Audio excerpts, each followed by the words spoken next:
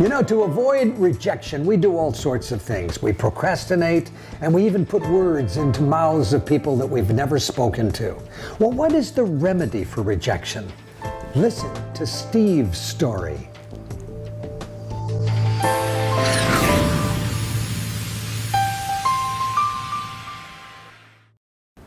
Steve started out life rejected. He was put up for adoption. And then even the adoptive parents rejected him because they wanted a girl. But a nice family did raise him, and they sent him off to college. And when Steve got to college, he couldn't quite fit in. He thought, what am I going to do with all this stuff like biology and geography?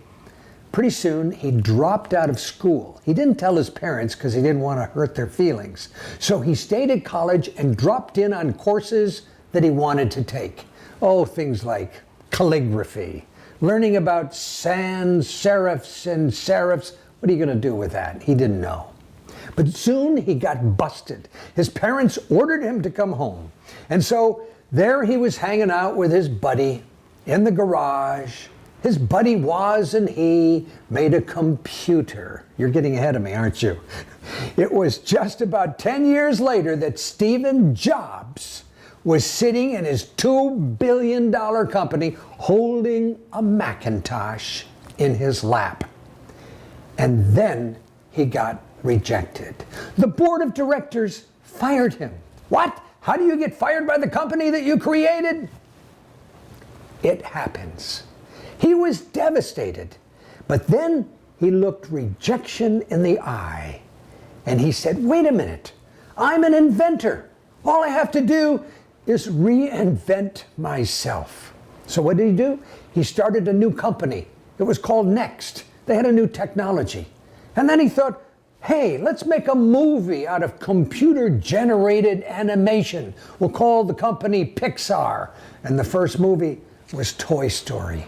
And then sweet revenge. You see, his old company Apple was having difficulty. They needed a new technology. They needed what he had invented at Next. They bought his company out. So there was Steve Jobs, once again, wandering around the offices of his old company. He paid a visit to the board of directors and made him an offer. Hire me back for $1 a year. They took a chance. And guess what happened? iPod, iPhone, and a multi-billion-dollar Apple. That is what happens when you look rejection in the eye and say, I'm going to reinvent myself. Oh, by the way, you're saying, what is the Godwink to this story? Well, I forgot to mention, when he invented his first Macintosh, he said, why do we just have to have one font? Why can't we have some serifs, sans serifs? You see, the reason that all computers today have all kinds of fonts is because Steve Jobs took that calligraphy course. That was a Godwink.